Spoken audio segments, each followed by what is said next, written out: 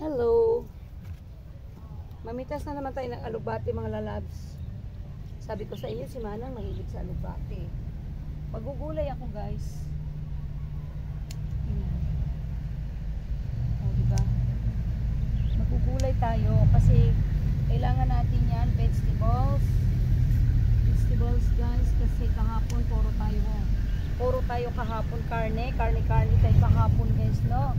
So ngayon mag vegetables tayo. Kaya ayan, namitas muna si Manang dito ng alubate. Ayan, fresh na fresh to guys, no? Kaya ito yung ating ulam for today. Fresh vegetables from my garden here. Diba? Tapos mangho tayo ng malunggay.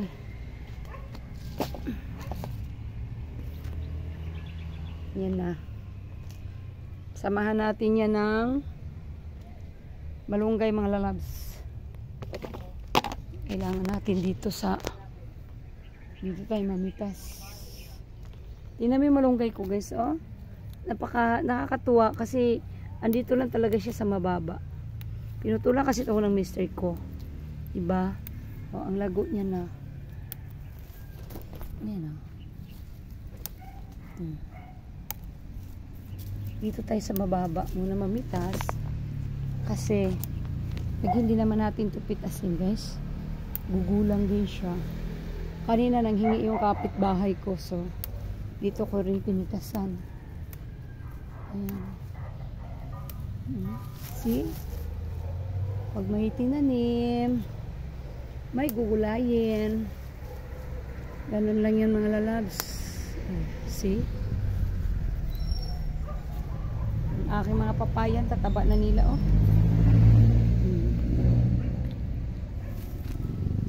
Ayan na yung ating napitas na lugbati din yung ating malunggay mga lalabs. Kukuha pa tayo ng tanglad. Ito yung ating tanglad, oh. Tumubo na yung aking ano guys, tingnan nyo yung tinanim kong sitaw. Ayan o, sitaw.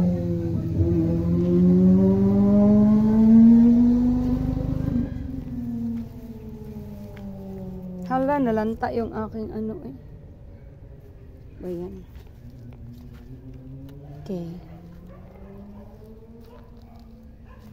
Yung aking ano guys, oh. Yung aking kamatis, ayan ah. Yung lago na niya. Diba? Yung sili ko, ayan na.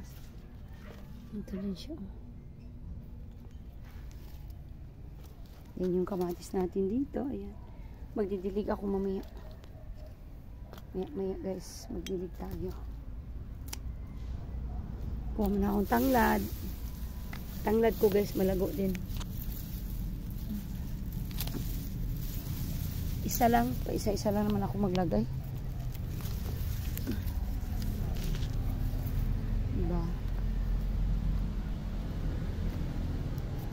Sabi nga nila, pag may itinanim ay may gugulayin. Pag may itinanim guys, may gugulayin.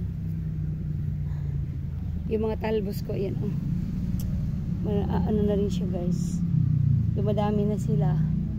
Kasi pag pinipitasan mo sila, lalo silang nag-ano guys, nagtatalbos. Ay, mga kangkong ko medyo tumaba na rin sila. Diba? May mga abono din naman yan. Nilalagyan ko din yan ng fertilizer. Yung saluyot ko ang wala ng remedyo. Yung aking mga papaya dito. Dami kong puno ng papayan tanim guys. 4 na puno to. 1, 2, 3. Din meron doon isa. Malunggay ko dito, pinutol ko to guys eh. Yan, may mga bago siyang sanga. Diba? Nagsanga na naman siyang panibago dahil pinutol ko to nung nakaraan. Yan, nakapangahon na tayo ng gulay mga lalab. So, tama na yan. Pasok na tayo sa loob ng bahay kasi medyo malamok. Malamok dito.